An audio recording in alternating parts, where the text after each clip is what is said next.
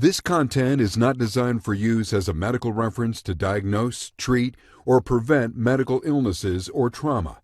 If you have questions about the diagnosis, treatment, or prevention of a medical condition or illness, please consult your personal physician.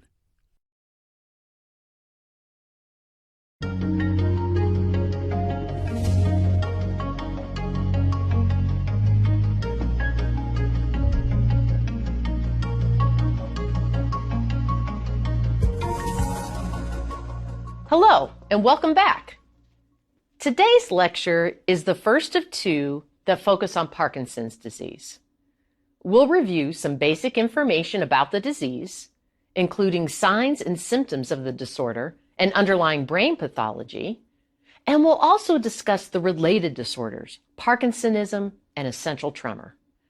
Then in the next lecture, we'll delve into the impact of gender and site of disease onset on the disorder, potential causes, and current treatment options.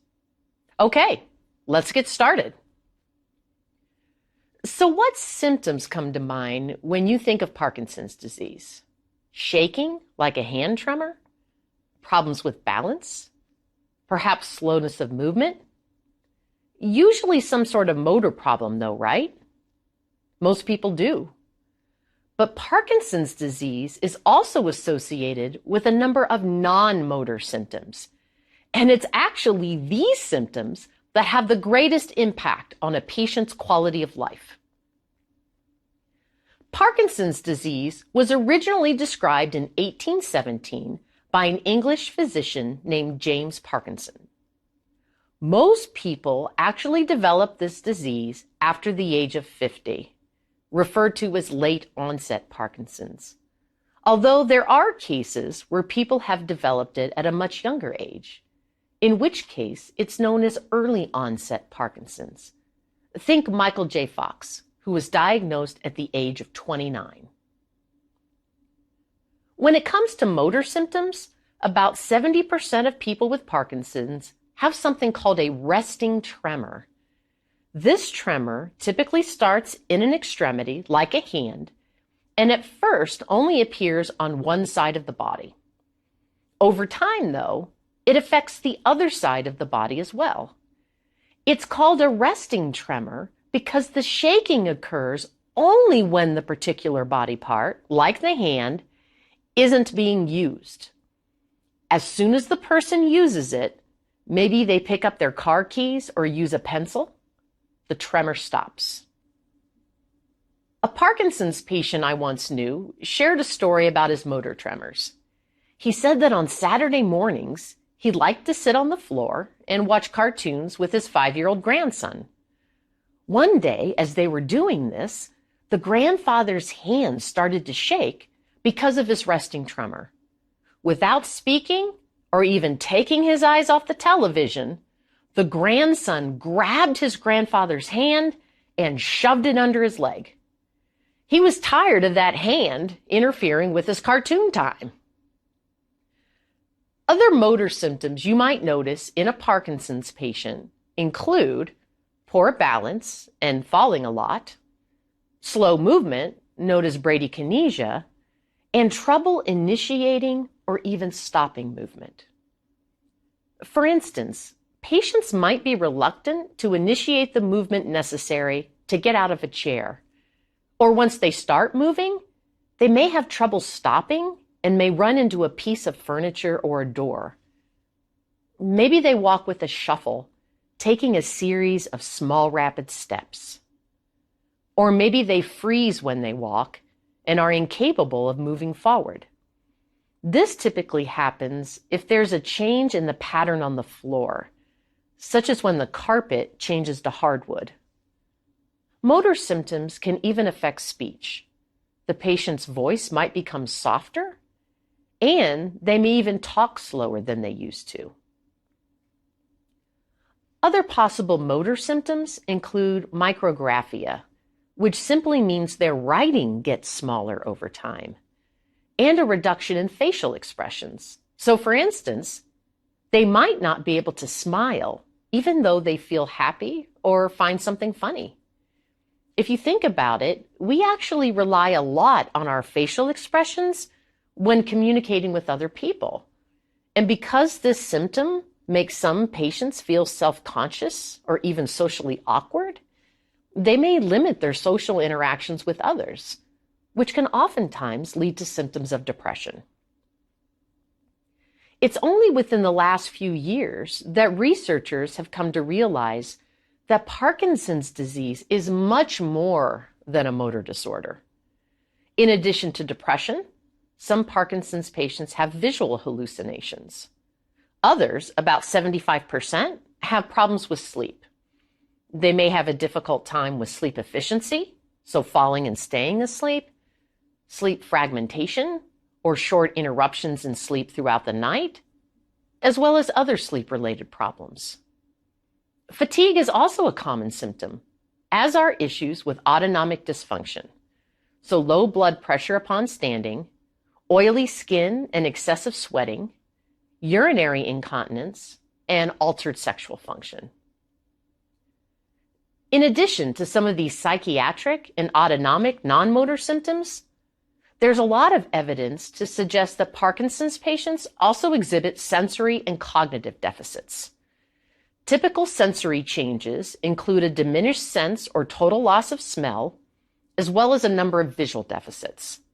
These visual deficits include problems discriminating between different colors, visual scanning, such as scanning a room for a particular person or object, and problems with contrast sensitivity and depth perception. Recall from previous lectures that contrast sensitivity refers to the ability to distinguish an object from its background. Patients with Parkinson's disease need there to be a high contrast between an object and its background in order to detect it. Evidence also suggests that patients can have trouble with depth perception. They often misjudge objects and distances, making it harder for them to navigate through an environment and more likely to bump into things. When it comes to cognitive deficits, patients typically exhibit impaired attention and executive functions, visuospatial abilities, processing speed, and facial emotion recognition.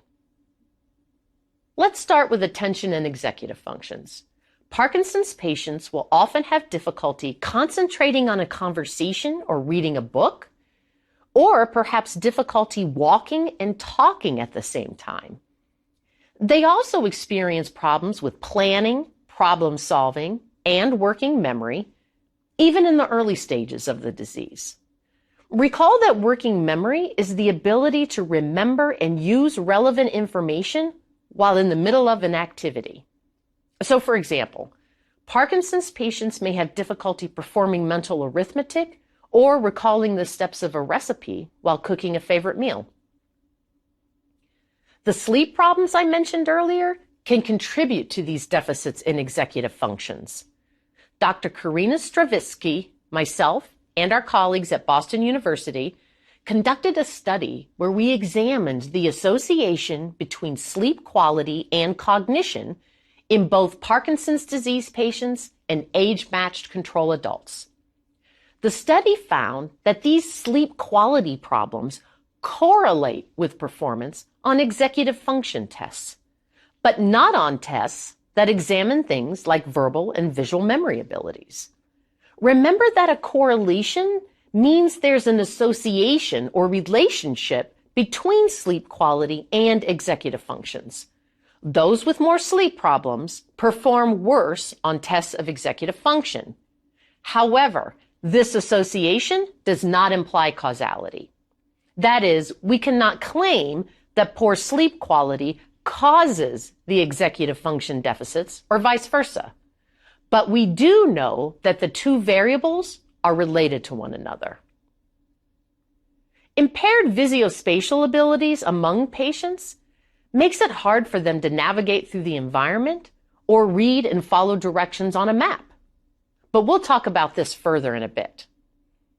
Parkinson's disease also impacts processing speed in patients. It takes longer for their brains to draw connections and understandings.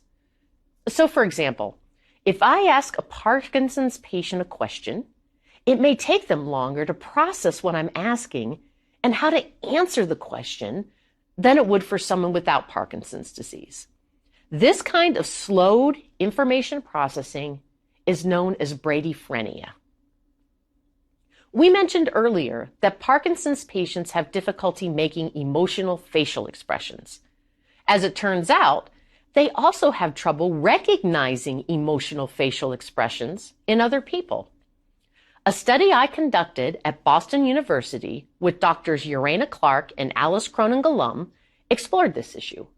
We began by showing photographs of faces to both Parkinson's disease patients and aged matched control participants.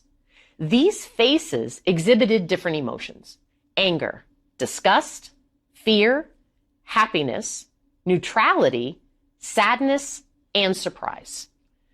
Participants looked at each face and then were asked to choose the emotion that matched it to one of 7 emotion labels displayed below each one. The control condition for the study involved a similar exercise, but with non-emotional pictures. These were landscapes that the patient was asked to categorize as canyon, city, forest, mountain, shore, town, or tropical. We included the control condition to show that the deficits exhibited by the Parkinson's patients are specifically related to the categorization of emotional facial expressions and not to deficits in the ability to categorize things in general. We also examined something called emotional prosody recognition. For this, we had participants listen to auditory recordings of sentences that were read in a tone corresponding to a particular emotion. So anger, disgust, fear, happiness, sadness, and positive surprise. This was to see if deficits in emotion recognition were present in both the visual and auditory domains. The results of this study revealed no deficits in Parkinson's patients' ability to distinguish between the various landscape conditions. They did, however, exhibit impairments in the ability to recognize facial emotions of anger and surprise. Males with Parkinson's disease, but not females, also exhibited deficits in the recognition of fearful expressions. And the patients performed normally on the emotional prosody test, so the auditory test, suggesting that their emotion recognition deficits are directly tied to the visual processing of faces, rather than to a general impairment in emotion assessment itself. The study also found that deficits in facial emotion recognition were correlated with higher levels of interpersonal distress. This means that the more deficits an individual showed, the more interpersonal distress that individual experienced. This supports something we said earlier about how these types of deficits, both the inability to recognize facial emotions in others and the inability to express these facial emotions ourselves, can lead to depression and significantly affect quality of life.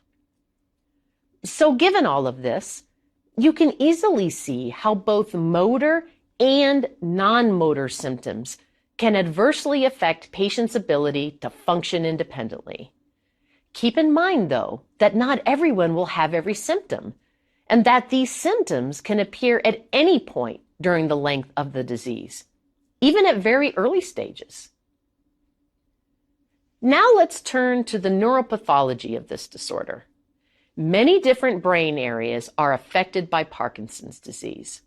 One area that receives a lot of attention is a nucleus in the midbrain known as the substantia nigra, which contains nerve cells or neurons that produce the neurotransmitter dopamine.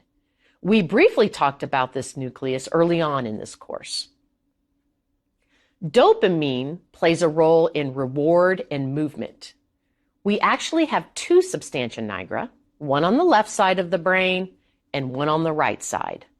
The substantia nigra sends dopamine to the subcortical system known as the basal ganglia system. We also talked about the basal ganglia system in previous lectures, but just to refresh your memory, this system plays a key role in motor control, specifically the initiation and stopping of movement. It enables us to make smooth movements and to inhibit movements when we don't want to move. In Parkinson's disease, for reasons we don't quite understand, dopamine neurons in the substantia nigra die.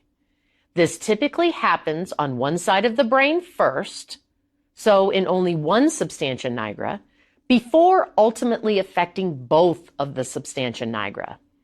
After approximately 50 to 80% of the dopamine-producing neurons have been destroyed, initial motor symptoms of Parkinson's disease typically appear.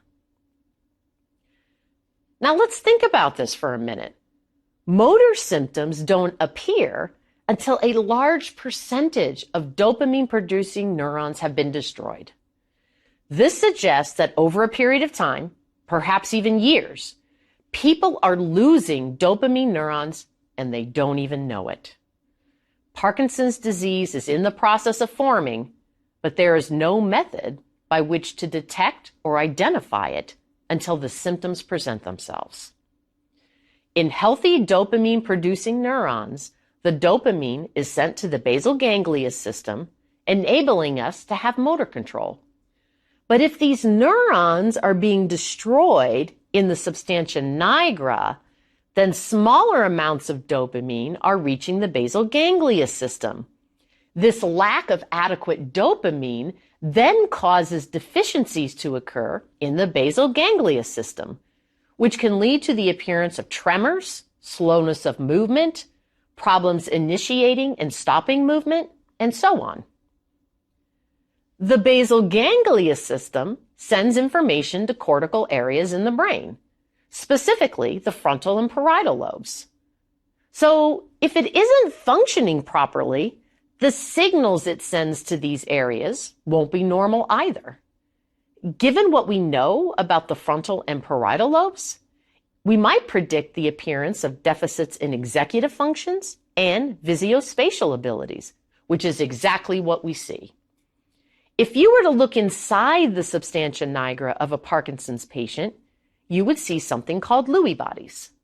Lewy bodies are abnormal masses of a protein called alpha-synuclein that results in the death of the neurons. It's these Lewy bodies that destroy the dopamine neurons in the substantia nigra. We don't know why they form, and although they must be present for a diagnosis of Parkinson's disease, they are not specific to this disorder. In fact, later in this course, we will be talking about another disorder associated with the presence of Lewy bodies, called Lewy body disease, which can be subdivided into two types of dementia: dementia with Lewy bodies and Parkinson's disease dementia. Lewy bodies are also not just present in the substantia nigra, and the substantia nigra is not the first area of the brain that is affected in Parkinson's disease. In 2002, Heiko Brock and colleagues published an article in the Journal of Neurology that mapped out the development and progression of these Lewy bodies in Parkinson's disease. They reported that Lewy bodies are first apparent in the lower brainstem and the olfactory system, leading to changes related to depression, anxiety, sleep disturbances, and smell. In fact, many people first experience one or more of these symptoms before they ever report any type of motor abnormality. However, not all primary care physicians are aware that these symptoms could potentially mark the initial onset of Parkinson's disease.